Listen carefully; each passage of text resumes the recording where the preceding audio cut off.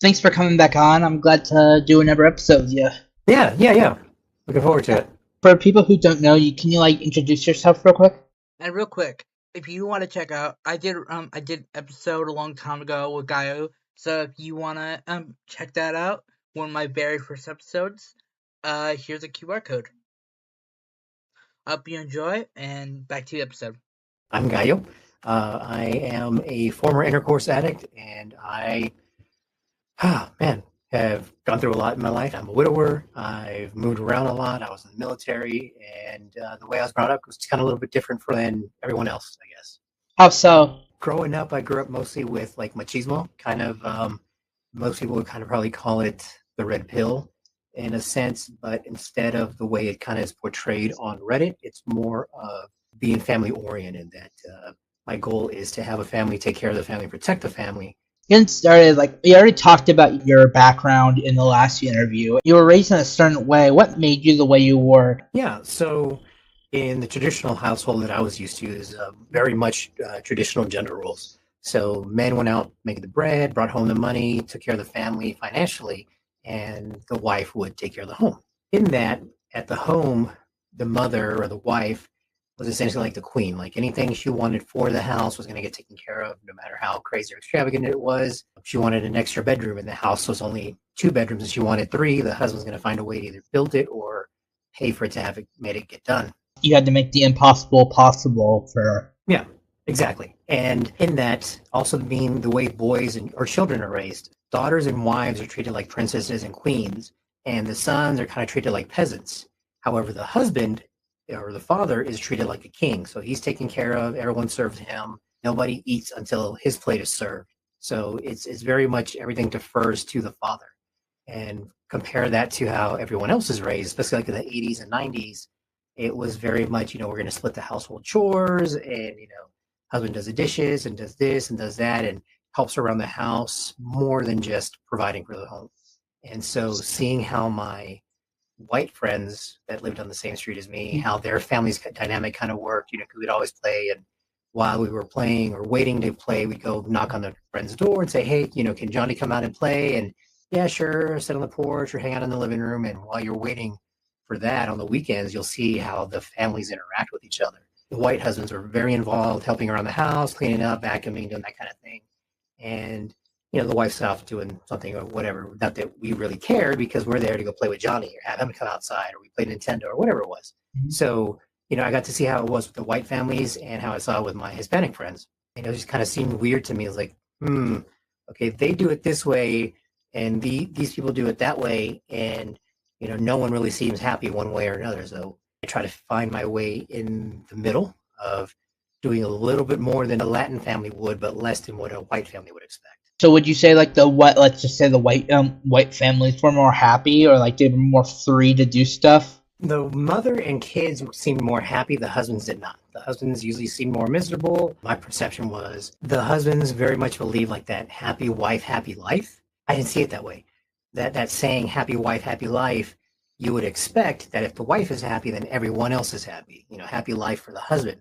But it really wasn't happy. It was just, tolerable. It was just a little bit more than miserable, because if the wife wanted something, she would demand it and expect, she wants that expensive bag or, purse. And the husband just wants to be left alone. He just wants to come home, relax, not have to deal with anything. But when he comes home, he still has those added chores. And versus Mexican husband, he comes home, kicks back his feet, pops open a beer and just, enjoys his evening. The difference between the two, I saw that the male husbands were happier, but the Hispanic husbands were happier, but the Hispanic wives were not. So it's kind of, on both sides of the coin, everyone was a little bit unhappy. It wasn't an equal 50-50 like everyone expects a relationship to be. It was in a way kind of equal, but they were still it was still the same, just different roles around different cultures. Yeah, it was like 70-30. Previous interview, you said that your mom was very against pregnancy. You said that if you get pregnant, I'm not taking care of it. What was your mom like? She was kind of like a little lioness. She didn't take any crap from anyone. When she told me that about not getting anyone pregnant, most kids, well, maybe not in the 80s and 90s. Nowadays, most kids, if their mom told them that, they just laugh it off. Oh no, you're going to love me. You're going to love my kids. they would think that their mother is joking. I actually saw my mother stab a man in the forearm because he interrupted her, because she was a loan shark for a little while. And when she went to go collect money, she knew that she had to be stronger than a man, and physically she's not going to be. But if she's willing to do something most men aren't, then to be afraid of her and do whatever she tells them to. Knowing that my mother would stab a full-grown man, almost twice her size, and not be afraid of getting into a fight or him beating her up or whatever it was, her still going through with that, I knew that if she told me, hey, this is going to happen, I'm not going to take care of your kid, I knew she was serious. So even though I wanted to lose my virginity at a young age, and also at that age, I didn't know what virginity was. I just knew I wanted to do something with girls. I was always chasing after girls, female classmates, air quotes, girlfriend in middle school and elementary, holding hands and stealing kisses here and there. But I knew I wanted something more. I didn't know what it was until my mother gave me the talk about the birds and the bees. And then I realized, oh, that's what I want to do with girls. And so right after she realized, hey, not just the birds and bees, but that I wanted to do that. It wasn't just like, oh, hey, this is something I should know as a kid. I'm actually going to want to try to do it. She, gave me that story or that line that, hey, if you get a girl pregnant, I'm not going to take care of that kid. So I was terrified of getting a girl pregnant, because if I get a girl pregnant, I'm not old enough to even work. How am I supposed to take care of that kid? And every time I build up the courage to convince a girl to, go have sex, and it was usually, some girl that agreed to go meet me at a skip party, or would skip school with me to go to stay at her house, or meet her never at my house, but at a friend's house, an aunt's house, a cousin's house, someone other than mine. Something would come up where another classmate would tell me, oh, hey, did you hear about Mark and Susie? They had sex one time and they wore a condom and now they're pregnant. And I was like, well, that's not what I want to hear, because I plan to bring a condom. And now, what if this, dirty girl over here ends up getting pregnant just for me to lose my virginity? No, that's not worth it. Of course, years later, I realized that story of so-and-so getting pregnant the first time, actually, they'd had sex a bunch of times and they stopped using a condom and now they were pregnant. Still, it was enough to scare me to not sleep with girls. And even though I really wanted to, it wasn't until like my senior year in high school that I finally went through with it. Until your senior year, you went full on just not having sex. I mean, I wasn't having vaginal sex. I was getting oral from girls. I was, finger banging them. And I was kind of popular with girls because, in the sense, one, I wasn't afraid to ask them out. I mean, worst case they're going to do is just say, ew, no, fuck off. And, once I'd gotten over a really bad rejection one time where a girl, told me, like, not even if you're the last kid in school or something to that effect. When she told me, it really hurt. I didn't show it until like a couple hours later, when I was finally alone at home, or just started crying and, why doesn't she like me? I'm this, I'm that, and, I hate the world and this sucks. And somewhere in there in that pity party, I kind of got mad at myself. It's like, why am I, I'm doing her a favor. I'm a seventh grader. She's a sixth grader. She should be glad I'm even talking to her, whatever it was. Something like flipped inside of me and said, okay, from here on out, I'm going to be the best guy any woman would ever want to be with. Like, I'm going to be the guy that most girls would just dream of having as their boyfriend. So started working out, taking care of myself, grooming myself better, wearing better clothes, not by a lot, but just taking care of my clothes instead of just wearing super baggy clothes, as was popular at the time. The whole purpose of it, though, wasn't so much that I wanted to make out with another girl or have another girl be my girlfriend. It was just that vengeance and that anger of showing off this new girl that I'm talking to the one that, rejected me. And eventually it just kind of became a game to where, how many girls can I make out with, and how soon can I make out with them? And, can I get something sexual in return from it? Kept going from there until, again, I'd try to convince a girl to have sex, and I'd get that story again of someone getting pregnant. So I'd get scared for a couple of months. And then once I got comfortable with it, I'd try to find another girl. And just like every time, just keep being this little cycle, even through high school, up until I finally decided, you know what? Well, my mother passed away by then, so now I wasn't so much afraid. And eventually, my senior year girlfriend, sweetheart, lost her virginity to each other right around Thanksgiving. I'm just curious about something. Your mom said that she stabbed someone. Could I hear the story if you don't mind? Oh yeah. After my mother and stepfather divorced, mid 80s or late 80s, time's kind of fuzzy. So I've had a bunch of concussions, motorcycle accidents. So my memory's real fuzzy before 2016. So I just kind of know like late 80s, early 90s, whatever. Um, yeah, so early 80s, she was a loan shark. I was 12, 13, somewhere in there. You know, she'd lend money out to coworkers, and then from there be friends of coworkers, family of coworkers, and then just all over the place. Back then, of course, late 80s, there wasn't any internet, or people that would have had access to computers, you know, it was only like at universities that could have the internet. There wasn't any tools in place to be able to track someone down. So you couldn't just go to like Fast People Search or do a reverse phone lookup and find out where someone lives. Actually, look it up in a phone book. And that's assuming that the phone book was up to date. And anyways, so this one guy that borrowed money from her, don't remember the amount. Let's just say it was $100, and you know, which at the time would have been probably like 400 now. Just get an idea of how big of the loan was. So borrows his money, he's supposed to pay 25 a week, I guess, and it would be 20 worth the principal, 5 towards interest, and until he paid it off. So it was, let's call it like 6 or 7 payments of $25. And so my mother went over to, took her a while to find him. It took her almost 2 weeks. He was to pay on, say, a Friday, and just to come by the house, he didn't show up.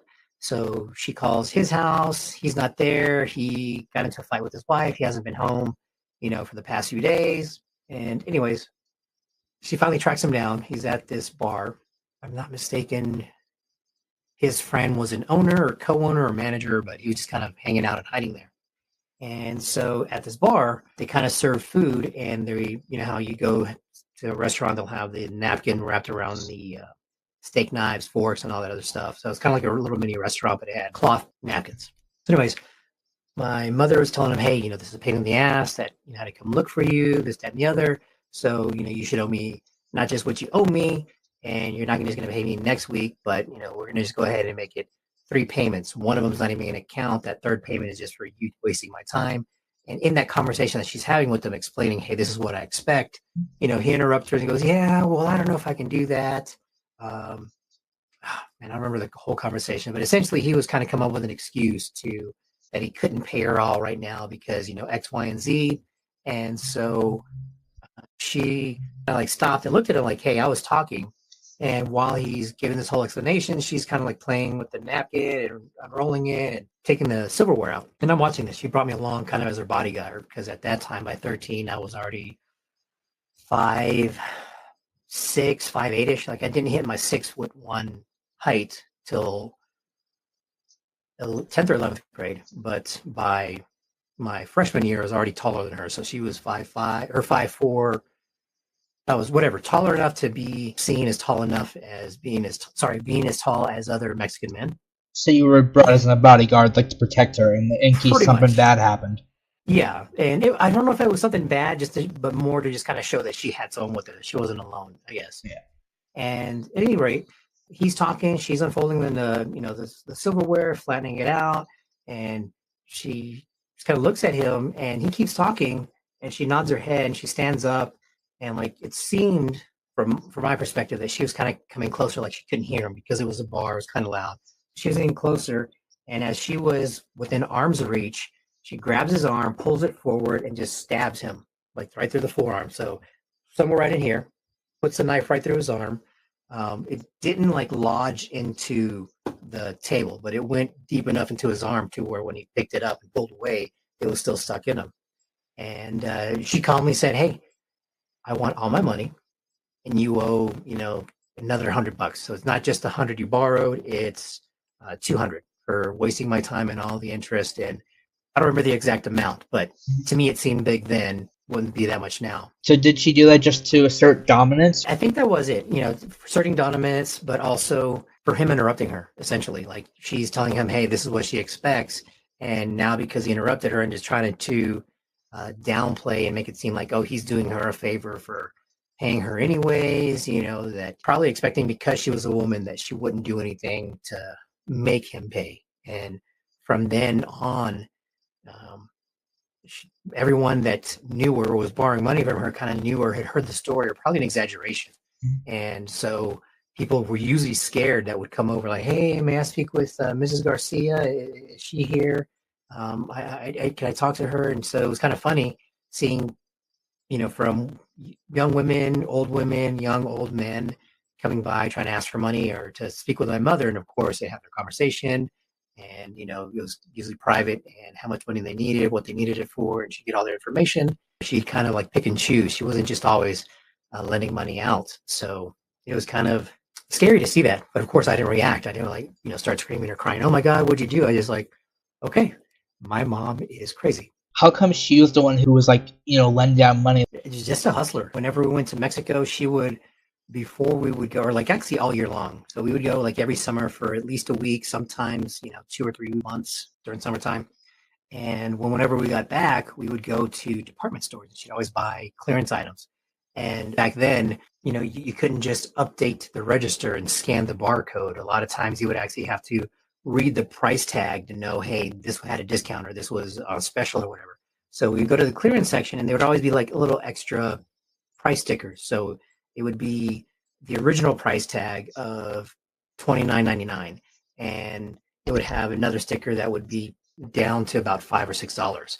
And so she would pay less for these things and peel off the old stickers so it would show it was $20, even though she only paid $5 or $30 or whatever it was. So when we go to Mexico, she goes, hey, I got a really good deal on this. I'm going to sell it to you. It normally costs $20, but I got it on discount for, $18. Because I brought it down here, just pay me the $20, a conversion rate, and this is yours. And it would be, just designer clothes that you wouldn't be able to get in Mexico at the time. And so, she always had some kind of hustle, always trying to get, make extra money. I think it just started off with a coworker needing extra money for whatever reason. And at the time, most undocumented workers, even documented workers, had a hard time getting loans because there was always a language barrier. You couldn't just walk into a bank and expect to get a form in Spanish or have someone that would understand Spanish to help you out. I think maybe check cashing places were a thing, maybe like those check loans that you can get nowadays easier. In my mind, they didn't start popping up until late 90s, early 2000s. So at the time, my mother kind of filled the service that wasn't available to Spanish speakers. So it wasn't just, because she was a nice person and wanted to help people. It was just, hey, I can help people and make money. You do this for me, I do that for you, kind of? Yeah, sounds about right. In the previous interview, you said that your father sort of encouraged you. I believe it's your stepfather. He said, and I quote, the more women you're with, the more of a man you are. How did that go, actually? Oh, man. I don't remember actually hearing that word or that phrase specifically. It was more of kind of like a vibe.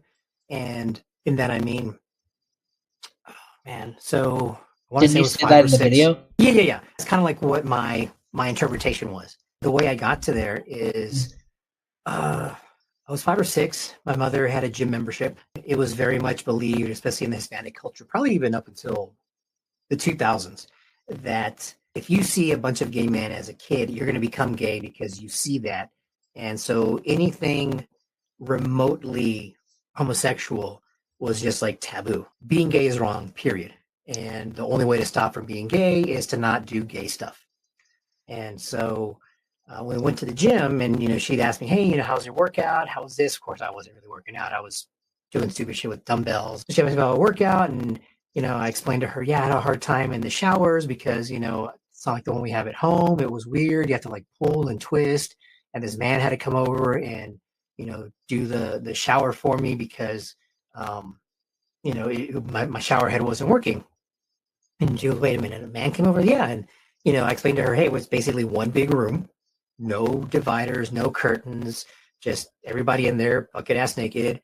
And, everybody just kind of minds their own business and kind of looks up. Of course, I'm 5 years old, so I'm like eye level with all this stuff. So she got, I guess, concerned or upset that, hey, I'm going to be gay if I'm around, taking showers with among naked men. So the next time I went to the gym, she snuck me into the women's restroom and I showered in there, and the women's had separate stalls. And I don't remember if she told me to wait for me or for me to wait for her in the stall or whatever. But after I was done with the shower, I came out and I was like, hey, looking for my mom and couldn't find her, but I'm seeing all these naked women, or some were naked, some were in their towels.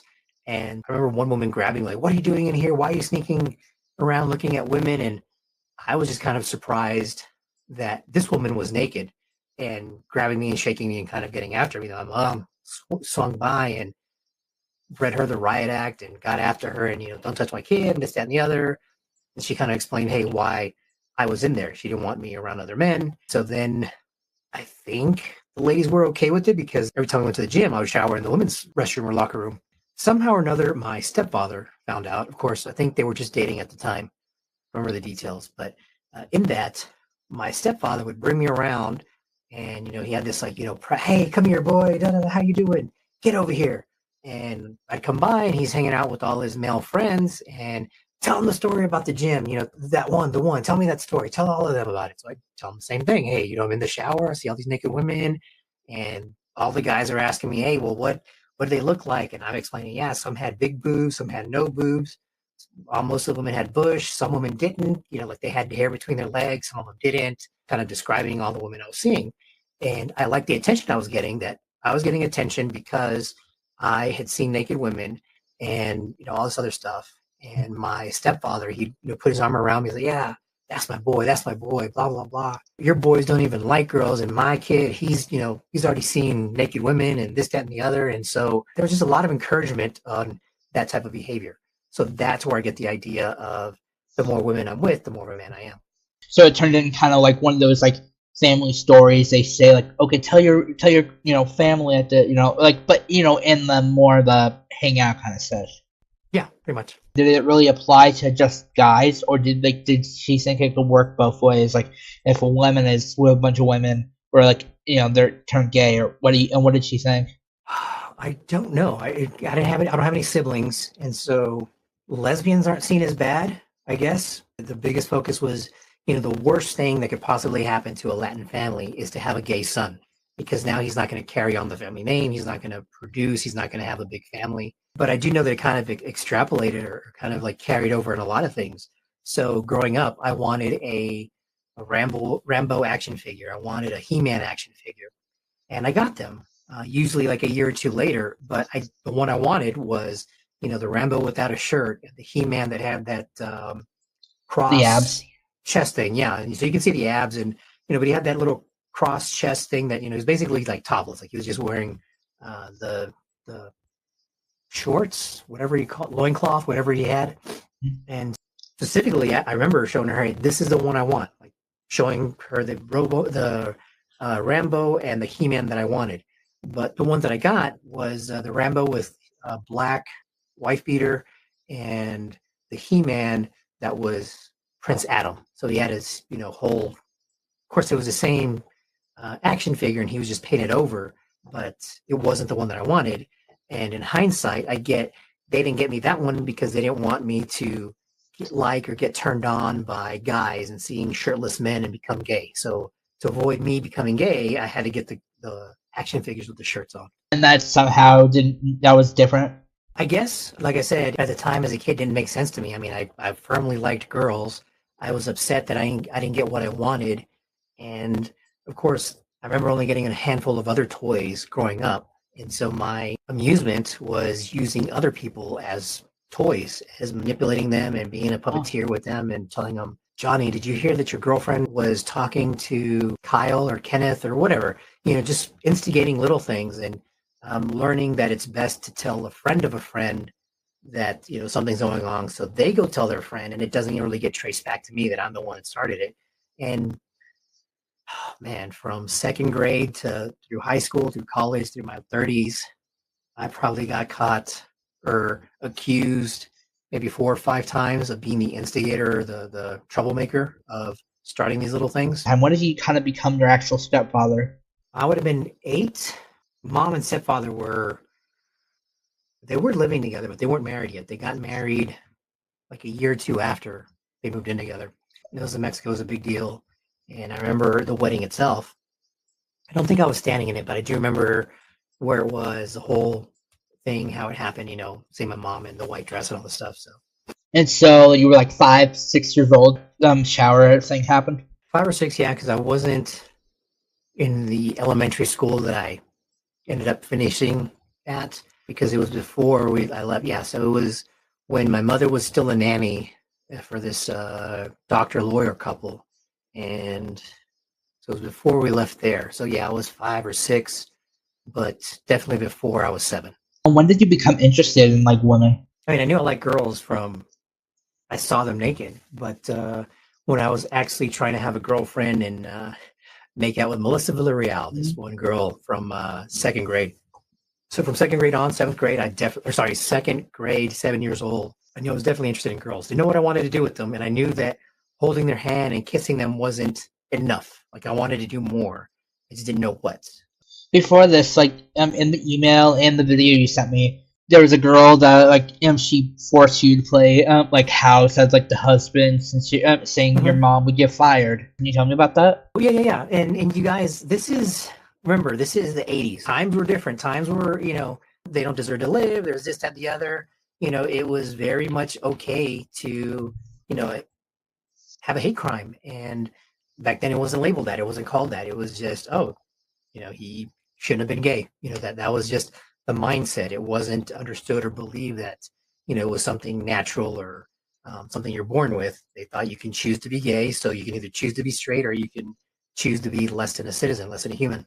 With Laura, that didn't come until later. Like I started getting uncomfortable with the whole dating thing because I wasn't interested in girls at the time. I was in kindergarten and she wasn't. She was a couple of months younger, but because of her birthday, she couldn't start school the same time as I did. So her and another girl from down the street would be watched by my mother. And all they would do all day is watch soap operas. And so when I'd come home from school, she'd tell me, okay, you're my boyfriend today because so and so on this show are together now. And so now you're my boyfriend. Like, okay, what do I got to do? I don't know. All right, fine. And so a couple days later, then we would break up because someone else on another show broke up or got divorced or whatever. And so we'd break up, and then I would be Priscilla's girlfriend or boyfriend. And so every week I'd be have a girlfriend, broken up with, have another girlfriend, and the next week I'd break up, have one, whatever. So it was just like every week something different.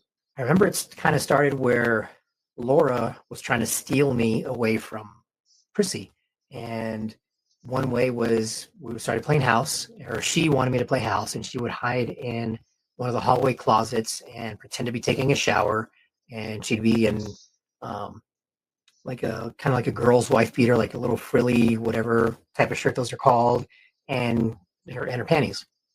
She'd be pretending she'd been taking a shower, and I'm supposed to pretend like I came home and found her in the shower and was happy to see her, but I can't because she's not my girlfriend or she's not my wife, and I shouldn't look at her. And like she would kind of give me a rundown of how she wanted me to act or behave. And so we started doing it more and more. Or not more and more, but probably like once a week. This kept going on, and I kind of felt uncomfortable and didn't want to do it anymore. She kind of threatened me that, well, if you don't, I'm gonna tell my dad, and he's gonna fire your mom. And I had never heard what that is, but fire, man, I don't want my mom to get burned because, that was just my mindset. I took things very literally because there wasn't a lot of comprehension of slang because we also spoke Spanish at home and I spoke English at school. And unless we were around other people, we would speak English. So that way they knew we weren't talking about them. Fully bilingual at 5, 6 years old. But it was something I didn't feel like I could go talk to my mom about. Like, oh, hey, mom, this is what happened. What should I do? It was like, okay, fine, I'll just do it, get it over with. And fast forward a couple more months after that, I'm guessing from what ended up happening, I must have seen either a couple having sex or I saw a porno video. I don't remember seeing it, but I do remember me convincing Laura, okay, fine, if we're going to play house, we're going to do this. And I convinced her to lay on the bed, raise up her skirt, pull down her panties, and let me basically plank over her and try to pee on her butt. Like that's what I was trying to do. My mother walked in and sees me planking over her with her. It looked like I was about to penetrate her from my mother coming in and seeing her 5-year-old son trying to do that and yelling at us and getting after us. We all get dressed. And like, I knew right then that, okay, it was wrong and I shouldn't have done it, but I played it off. I was a manipulative little shit. I mean, I still can be, but I try not to be now. But back then when I was asked what happened. I told my mom, and then of course, her mom came in, and she was a lawyer. Came in and talked to me and asked me what happened, and I kind of put all the blame on Laura. I said, "Hey, look, this is what's been happening. She told me that I'm supposed to do this, that I have to play house, and this, that, and the other," and kind of just put the blame on her for what happened then, of me trying to, pee on her butt.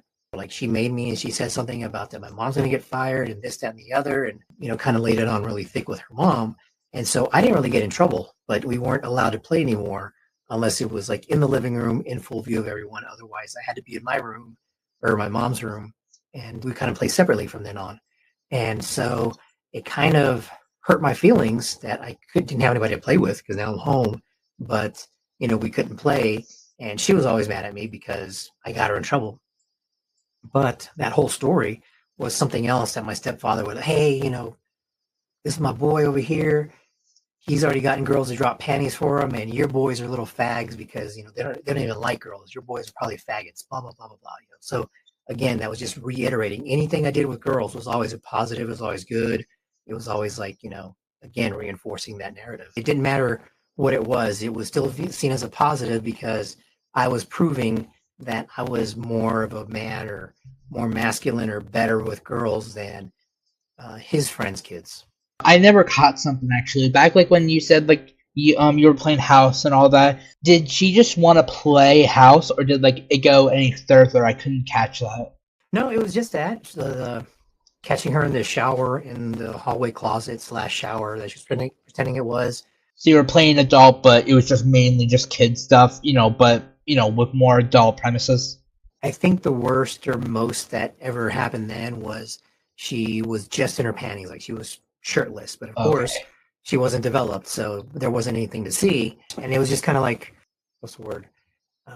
Not uncomfortable, just kind of like it wasn't seen as a big deal back then. Like boys and girls would run around in just their underwear, and no big deal because if a girl didn't have a shirt on, whatever, she's not like showing boobs or she doesn't have any boobs to show, so it wasn't seen as sexual or anything. It was just kids being kids. Let's talk about your experience with the gangs.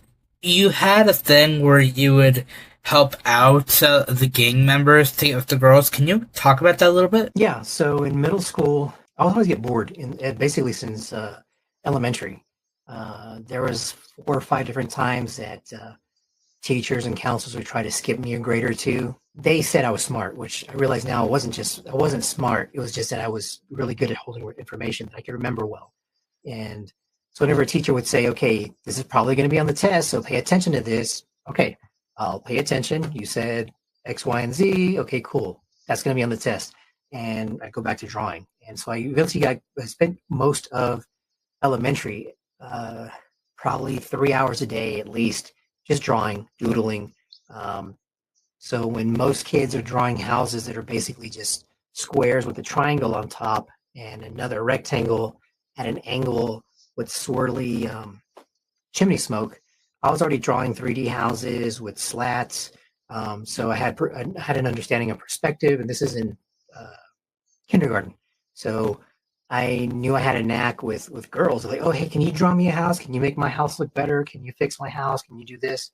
So I used that to my advantage, my skill set of knowing how to draw to get the attention of girls. So by middle school, I started doing kind of like graffiti art or tagging. So I'd make bubble letter names for girls, and for the guys, most of them that were kind of gangsterish or in gangs, whatever, they wanted their names in Old English letters.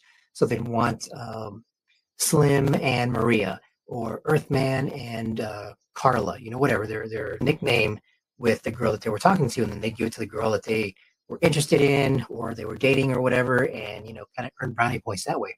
And I earned some favor with them by drawing for them or letting them copy off of my work during test times whenever they showed up.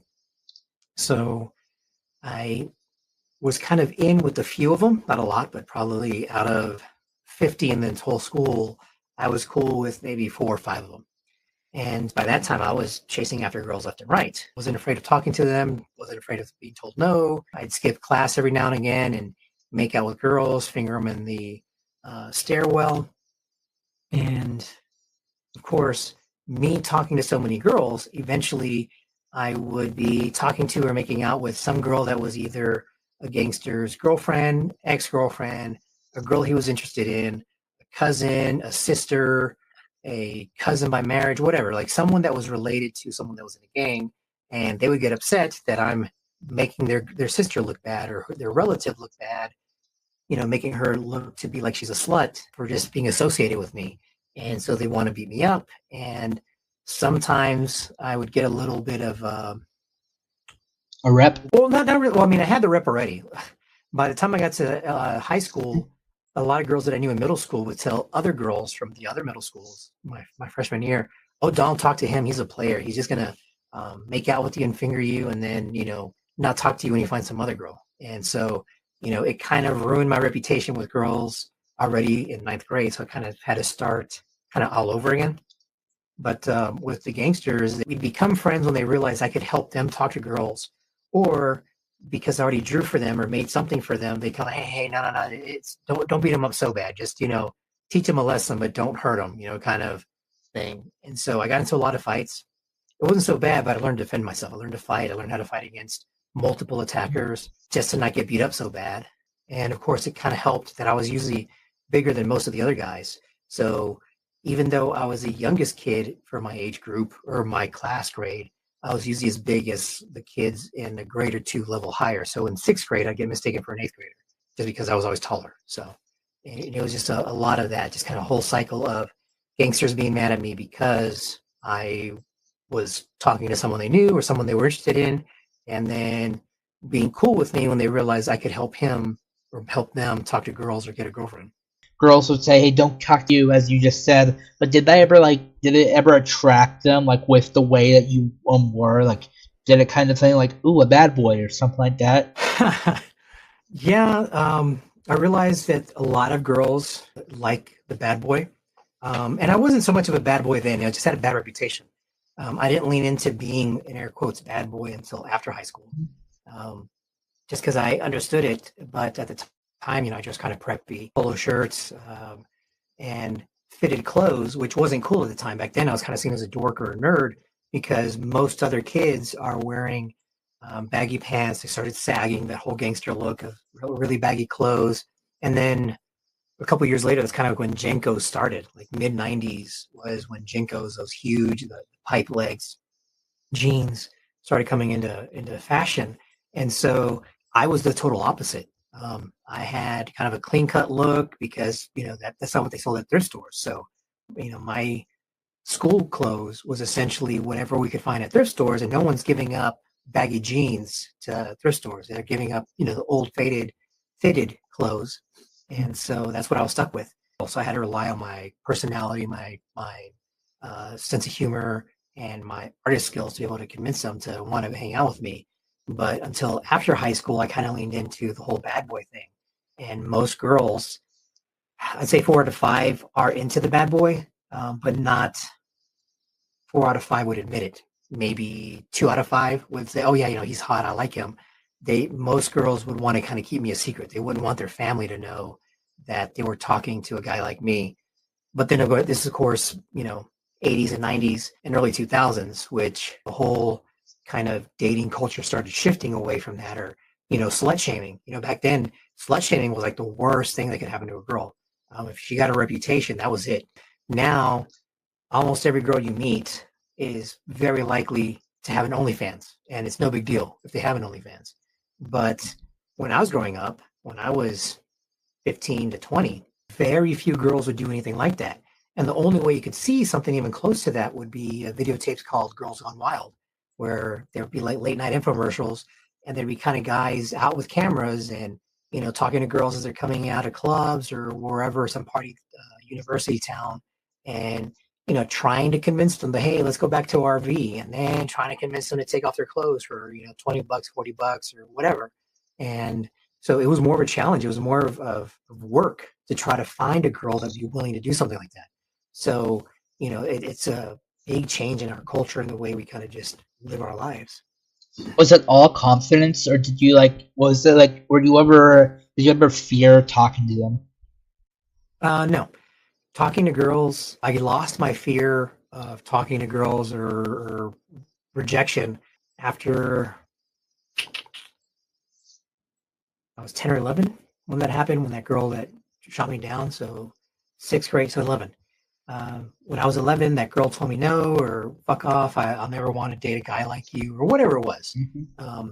You know, at the time, it was like the worst thing in the world. She told me no in front of like two other girls, and not just no, but not even if I was the last guy on earth, and just the worst thing ever. And so I made it bigger in my head. It was worse, and however you want to look at it. And once I realized that's the worst thing that could happen, more often than not, girls would say, "Oh no, I'm talking to someone. Oh no, it's okay. I'm not interested, or you're not my type." Okay, fine. I can't change that. I know now that there are girls that will not date a guy that's Hispanic. They won't date a guy that doesn't have hair. They won't date a guy that has facial hair. Um, there's just girls that have a type, just like I have a type of women that I like. Women are going to have a type of guy that they like, that they would rather talk to. So once I got okay with the fact that I'm not going to be everyone's cup of tea, there's still more women out there for me to talk to try to convince to hang out, go out on a date, make out, have sex, whatever. Let's talk about like when you actually first started having sex. Were you young, or did you like was it high school, or like when did you kind of first start, at least attempting that? Uh, Attempting from like 11 on. I really was trying to get have sex from like 11, so sixth grade. But again, I'd always get scared. But I didn't actually have sex until my senior year when I was 17. I would get girls to give me head. And of course, at the time, I didn't know that's what it's called. So I missed out on a lot of girls going down on me because I was finger banging these girls and making them come, not realizing that, just kind of knew they'd be loud and I had to cover their mouths. And, then they'd want to return the favor and, they would say, "Hey, do you want me to give you some head?" And for whatever reason, again, there's no urban dictionary, there's no internet, there's no way for me to find out what head is. And on the street that I grew up on, it was a dead end street.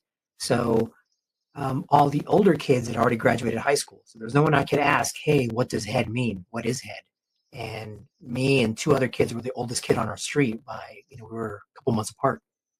And so for whatever reason, I thought it would be something painful or something not good, or just like either she'd just get the kiss the tip or she would bite it. I don't know why. Like that was just, oh shit. No, I don't want head. I'm good. No, I'm okay. I'm good. I just had some a couple of days ago. I'm okay, whatever. And it pissed him off or whatever. Why is she mad?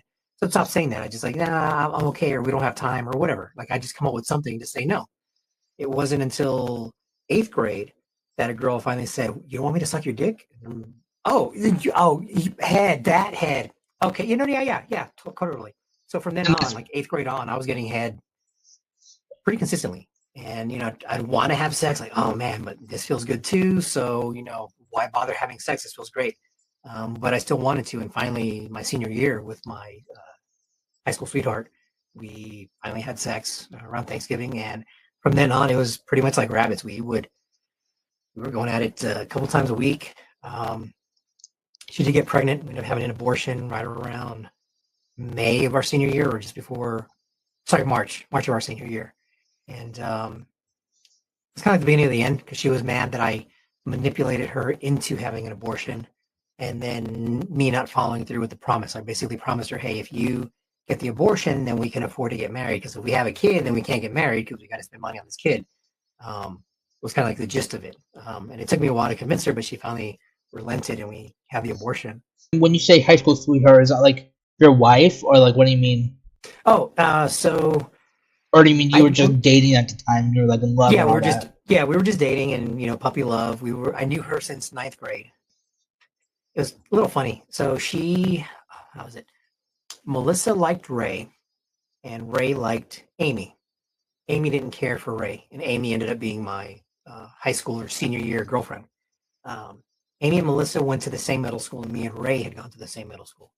And Ray was just like a puppy after her. And it was like the perfect example of what not to do as a guy when you're trying to talk to a girl. He would follow her around, and anything she said, he would just jump. And she used him.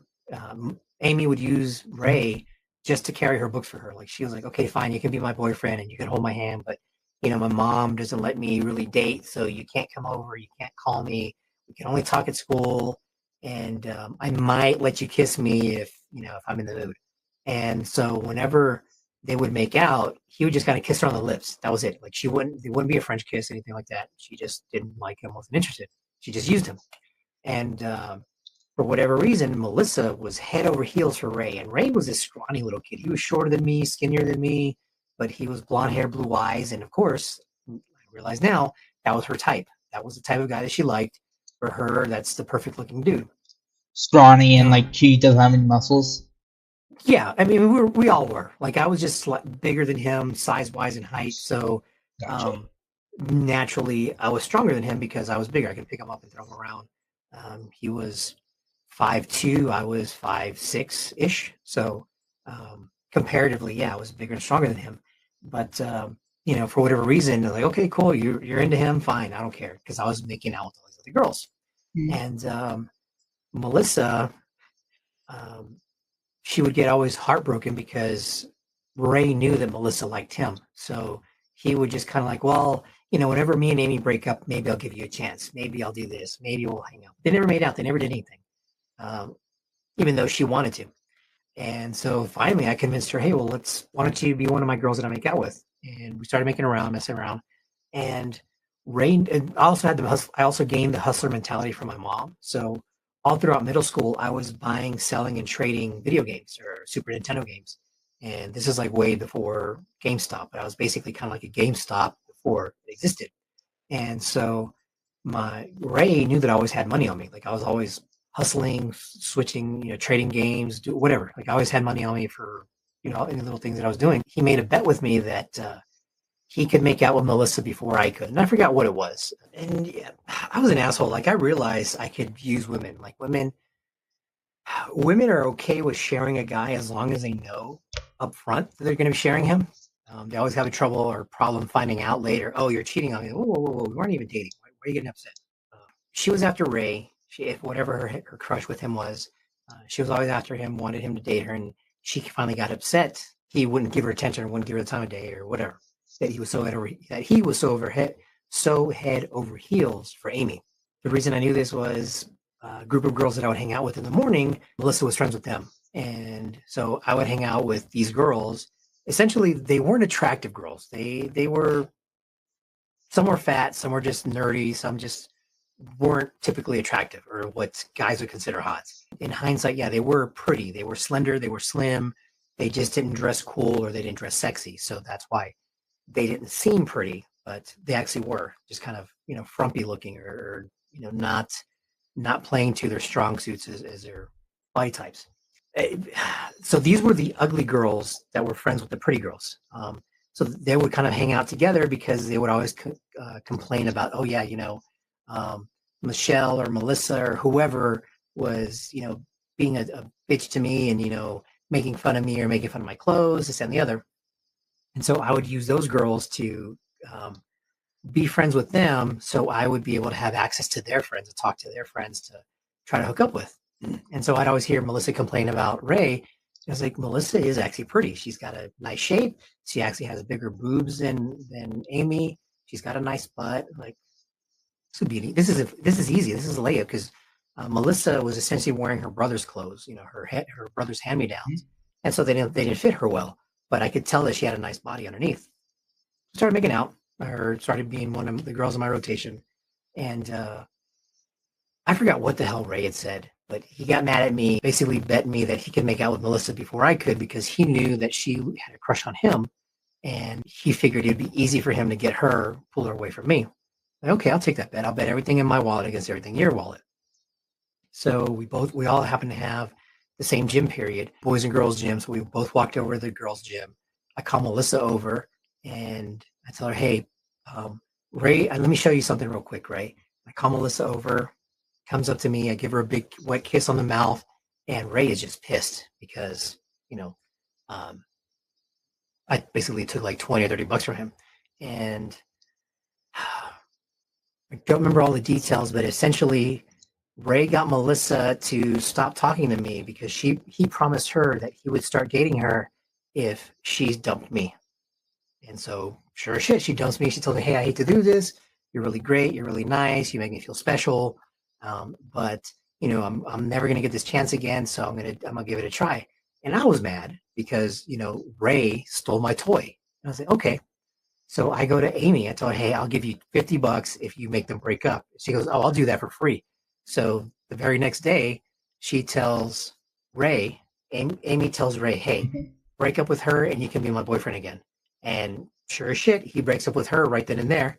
And uh, me being the asshole that I was, I kind of swoop in and tell her, doesn't feel nice, does it? And I walk off. And so I was just kind of pissed. And that was the type of asshole that I was I would manipulate people to do what I want because, I didn't know how to manage my feelings. What up, guys? How's your day going? Happy Wednesday. I'm gonna make this pretty short, but if you want, are you wanting to subscribe to me? Are you wanting to see any other content of mine? Well, I don't post really other, like, so basically, if you want to check out my other channel and my Insta and just any other socials, basically, down in the description, I always post my socials that you can check out. So, I don't know, if you want to see any of my cool photos that I post, you get updated when I post the newest episode, check me out there. Anyways, I also post short films, so please check me out. It's all in the description down below, and yeah, just one click away. Hope you have a good day. And before you go, are you a big Wolf Wood fan? Do you love his music? Well, I do too. And so it'd be a great honor to have him on my show. And I actually heard back from the manager, surprisingly. I actually am very surprised about that. And like I said before, she said if I can get to 1,000 subscribers, there is a good chance I can get him on my show. So please, do me a favor and freaking subscribe. I mean this. I really want him on. He's actually a really good musician. So please, if you wanna see more and you wanna have him on, please subscribe. Anyways, that'll be all. Thank you for watching this and have a good day. I don't honestly have no idea how to end this off. So please, just subscribe, like, and I don't know.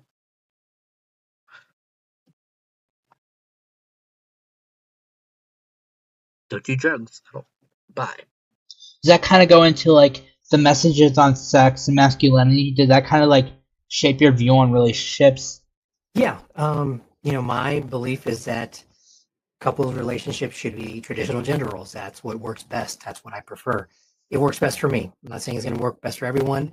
And I also know how to be or live up to that masculine role. And for me, that's what I want to do. That's anytime I have a relationship with someone, that's what I expect. And I make it clear from the start, this is how I want this relationship to be. This is how it's going to work. And it's negotiable. It's not like this is how it's always going to be.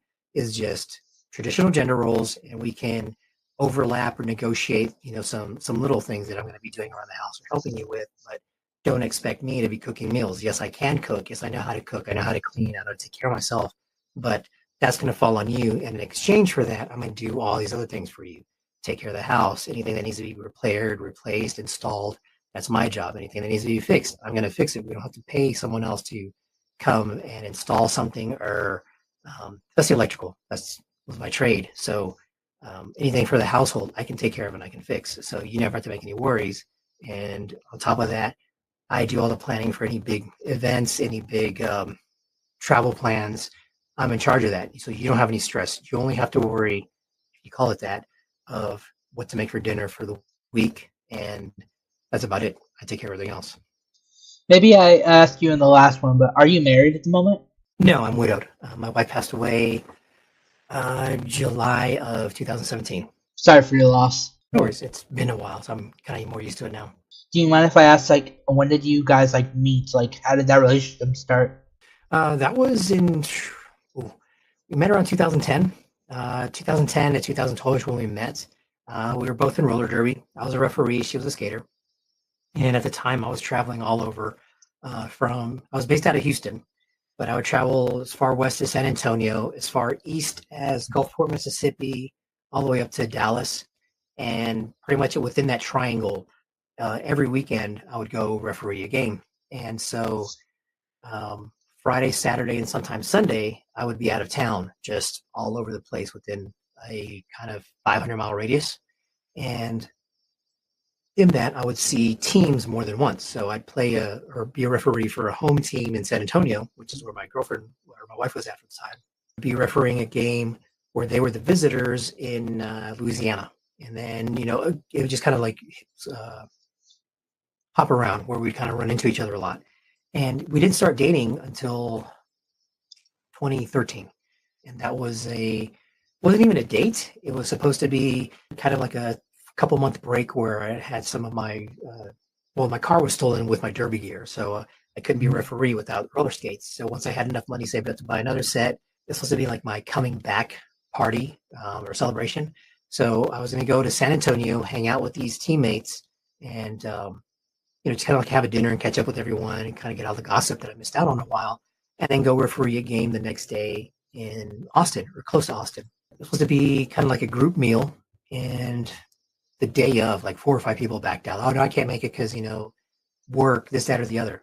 And she was the only one that could make it. So it ended up being a date, and from then on, we weren't exclusive up until October of that year. But then from then on, we were just kind of inseparable. And then we got married in 2015 in Mexico. Maybe it's out of line, and I apologize. Take full responsibility, but was it just sex in the beginning, or was it like an actual relationship? Oh no, it was just sex. It started off it wasn't even supposed to be a date, so it ended up being a date. We hooked up after that meal, and we were just hooking up for July, August, September, for 4 months. So like for 4 months, it was just sex, and we would see each other more and more frequently. So it started off as sex, fuck buddies, friends with benefits, and then kind of a situationship until she finally said that she wanted to kind of make it official. And I kept pestering her like, hey, let's be more than just fuck buddies. I want you to be my girlfriend. And she didn't say no. She just said, no, I'm not taking you seriously, essentially. And eventually she said, okay, hey, do you want to meet my parents for Thanksgiving? And it was funny because we weren't exclusive at that point. It was just kind of like, we'd see each other most weekends, but not every weekend. And of course, if we didn't see each other, we both kind of understood we were seeing other people. And so, and I was also seeing girls in Houston during the week. So I saw the notification, and in the notification, I had the preview that said, hey, do you want to go with me to meet my father in Memphis for Thanksgiving? And I was like, shit. So I didn't read it, or I didn't open the app. I saw the message like, oh shit, no, because now she wants to be serious. But that night I had a date with another girl. So I was like, okay, let me go get it in with this other girl, because I know it's going to end up being sex. And then I'll respond to this message. So and it's kind of like a joke. Like I told her a couple months later, hey, I saw the message, but I didn't read it until later. So that way I could go on this date. And she kind of laughed. And it was kind of like a little joke that we had for a while. How many relationships have you had? Like, obviously you can't combine them all, but like how many have you, if you had to estimate? Oh, relationships only had 4. Honestly, I'm sorry, 5. And that's because part is most girls saw me as a bad boy or just a fun time. And so they didn't want to date me. And others was I didn't see most girls as good enough to be my partner. Good enough for sex, but if I knew that they weren't going to be into traditional gender roles, if they weren't going to follow exactly what I wanted them to do or how to behave, then they're not going to be in with me. Other than my first girlfriend, which was my high school sweetheart, lost my virginity to. So, and it's easy for me to kind of categorize them. So I have an ex-fiance because we got engaged later, but we didn't end up getting married. So one ex-fiance, my deceased wife, and my current girlfriend. So that's 5 relationships that I've ever had in my entire life. There's other girls that would have say, oh yeah, you're my boyfriend or we're dating, but I never said you're my girlfriend. I never agreed to anything, her saying, hey, you want to be my boyfriend, or me establishing, hey, you're my girlfriend, we're in a relationship. Most girls would just assume, hey, because we're having sex so frequently and we're seeing each other more often than not, they would say, oh yeah, no, it's my boyfriend. I never would agree or say yes. I would just like, okay, if that's what you want to believe, fine. But I kept her at arm's distance until we stopped seeing each other, we get mad at each other or whatever. And so like it was mainly just hookups at the time? Yeah, it was always either hookups, friends with benefits, fuck buddies, situationships, but actual relationships, like I said, only 5. So I'm assuming that it was mainly just whatever was available. It wasn't really intimate when it came to sex and all that. My early 20s, early to mid 20s, yeah, it was whatever I can get. Didn't care. for me, it was more about numbers, sleeping with as many women as possible. And that that was because, oh, man, it's a rabbit hole. So my ex-fiance, we were together, we were going to get married. And uh, we in high school or senior year, we'd always write notes to each other. We had what was called like a little fat book at the time, and it was a little 200-page notebook that was a quarter sheet. So imagine cutting a regular notebook sheet or printer Yeah. paper into quarters, and but 200 pages of that. So we'd pass each other that because there was no text messaging back then. There was no cell phones. So that was kind of the way we'd communicate between classes. We'd kind of pass the notebook to each other. And, we'd first start asking questions like, oh, hey, what's your favorite color? Purple. What's your favorite color? Black. What's your favorite song? What's your favorite this? But then we start getting deeper. It was like, hey, in 5 years, what do you want to do? This, that, and the other. So we'd start becoming paragraphs of um, answers and responses. And so that was kind of like an established pattern that we would always write notes to each other. And after we graduated, I was in college, she was working. And one weekend, she had left a notebook in my truck. And when I got home, I started reading through the notebook, and it's, oh, hey, the future Mr. and Mrs. Gallo. I can't wait to be, my last name, this Mrs. last name, this, that, and the other, and all the names for our kids and all this other stuff. Just very girly, in love type doodles and stuff. And it started getting darker. And eventually, the last thing I remember reading was, how can something so wrong feel so right? And I was just like, it was just like a knife to the heart, a gut punch. Like, it just kind of caught me off guard. And like, this bitch is cheating on me. How the fuck can she cheat on me? I'm like the best guy she's ever had, the best guy she's ever to be with, this, that, and the other. She's my fiance. What the fuck is going on? And then as I started paying attention to the dates, it turns out, or I realized that this started happening about a month before I proposed to her. And I was super pissed. Like, this bitch, she said yes to my proposal when she's talking to this other guy. What the fuck kind of slut? And, just super pissed. And so I confronted her. And the next time I saw her, the next weekend, I didn't answer her phone calls. I didn't answer her pages. It was established that every Friday I was going to go pick her up. So I showed up on Friday, pick her up, and go inside the house, talk to the mom and, the whole family. And I said, are you cheating on me? And she kind of turns and looks at me. She's like, yeah, I'm cheating on you. And I was pissed. Like, I legitimately thought, I'm going to kill her. But I can't kill her because there's this whole family here. How am I going to kill this whole family and get away with it? Because that's the only way I could do it. If I kill her, I had to kill the family. And so for 10, 20, 30 seconds, I'm trying to fantasize, imagining, whatever, how to kill this whole family and get away with it. Oh, it's possible. It's just really hard. Yeah, and I'm like, fuck, I got a cell phone now. They're going to be able to prove that I'm here. It's already established pattern that I'm coming. So I knew there's no way I could get away with it. And Texas is a death penalty state. So I'm like, nope, my life is worth more than that.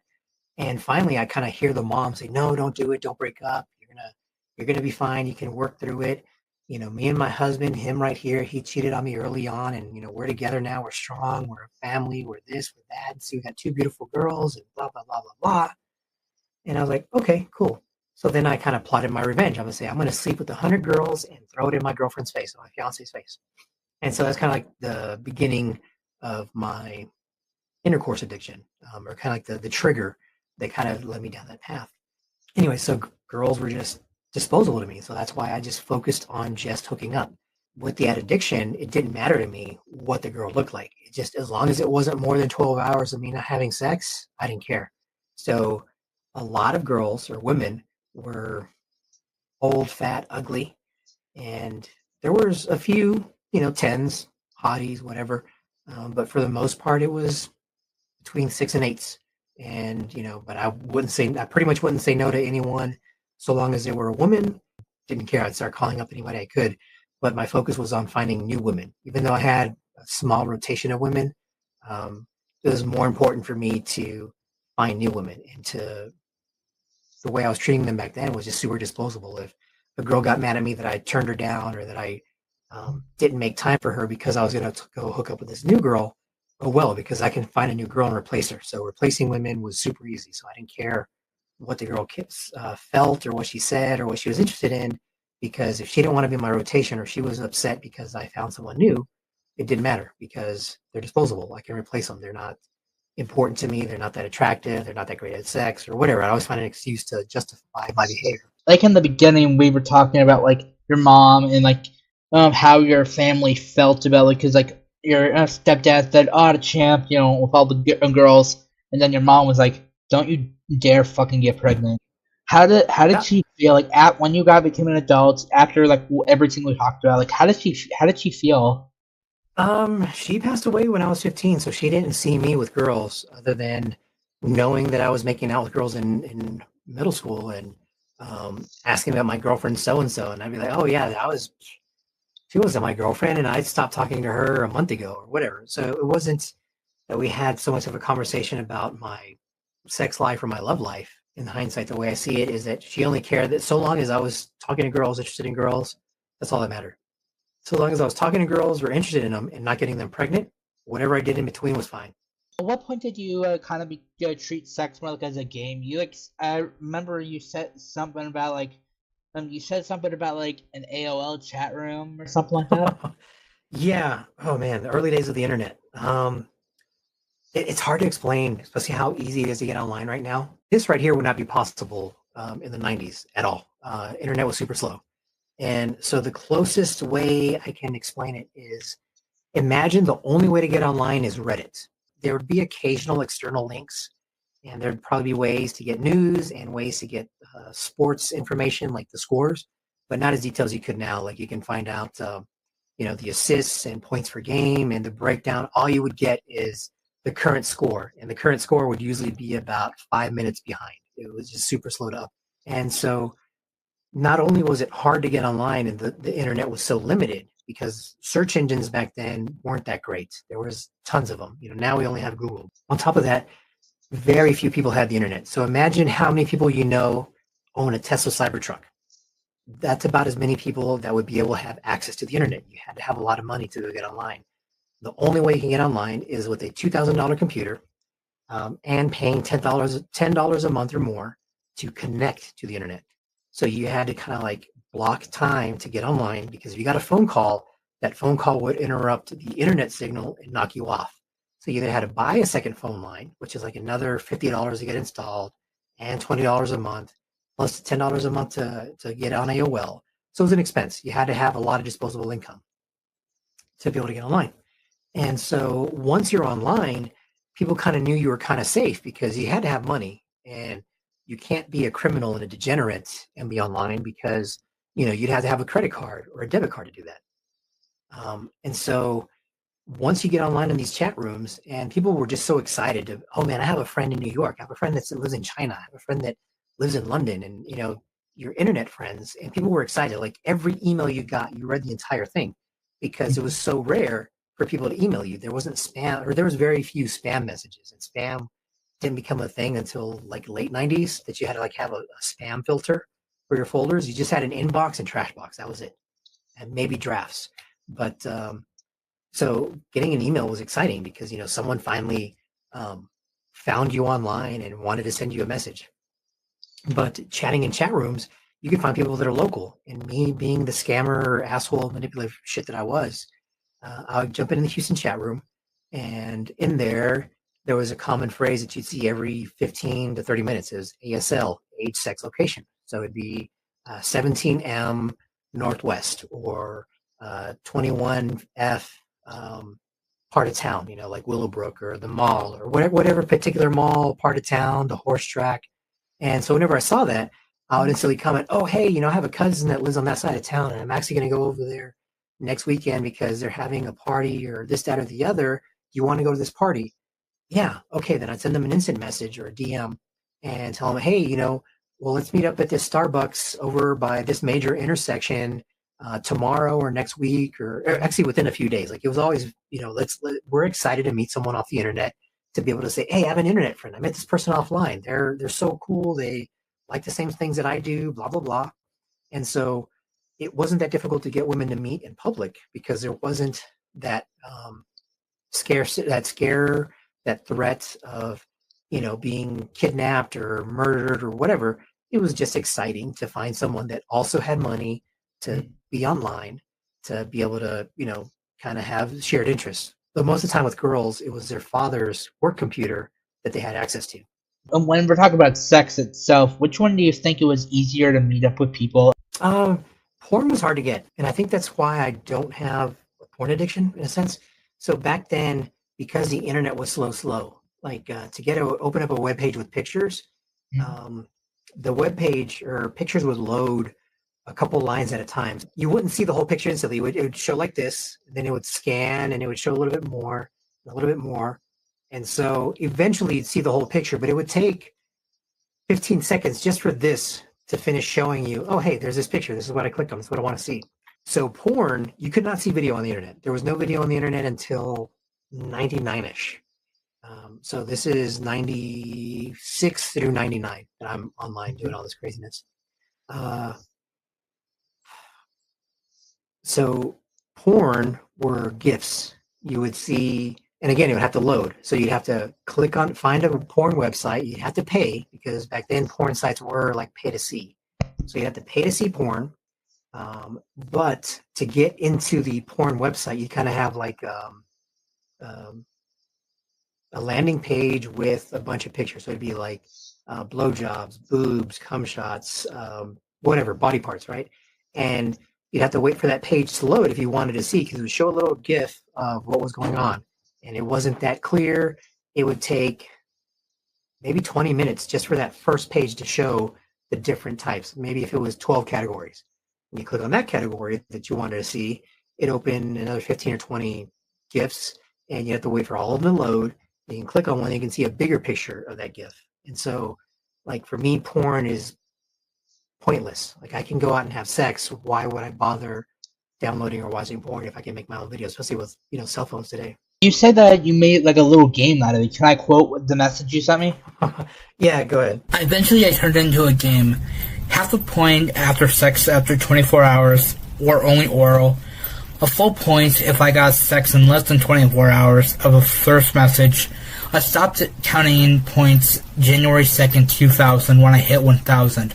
Around 2001, I realized that I had been with more than 1,000, and I had no idea what count I was. And I wasn't bothered by it, other than not being able to brag / know and say, oh yeah, I'm up to 1,767 this week. Looking back now, like, what is your thoughts on that? It's I see it now as kind of like a sad fact about my life. Not proud of it, but it's just kind of something that happened, something I did. So at the time, again, I was a little shit. I was manipulative. I didn't care. Women were disposable. And the point system, I was actually playing that game with a couple other guys that I was friends with on AOL. Jimmy, Ryder, Laura, and DeKine. I just remember her screen name. I don't remember her real name. But so it's two girls. It's kind of funny. The guys, we were like so focused on sex. We were hypersexual. We were just so focused on getting laid. Mm-hmm. But the girls, we called them the anti-sex. They just had no interest in guys. They knew how men can be pigs, and they would have sex, but they wouldn't meet a guy offline and have sex with them. They would only meet people in person, or guys in person. It was kind of funny because those two girls both had a crush on a male server that was at the Denny's we'd always go to. So we ended up being kind of known as the Denny's crew. And over time, we would have people that would kind of come in and join us every now and again. We would have kind of like a monthly meeting where we'd always kind of meet up, like a certain Saturday or Sunday of the month at 2 in the morning. And every now and again, sometimes we'd have 10 other people show up. Sometimes we'd have one, sometimes it'd just be us.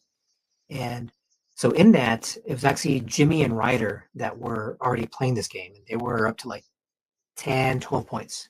And they kind of explained the whole thing. It's like half a point for just oral, half a point if it takes you longer than 24 hours to have sex with a girl, and a full point to have sex if you had sex with an under. Like, how did you guys create the rules? If you did, I apologize.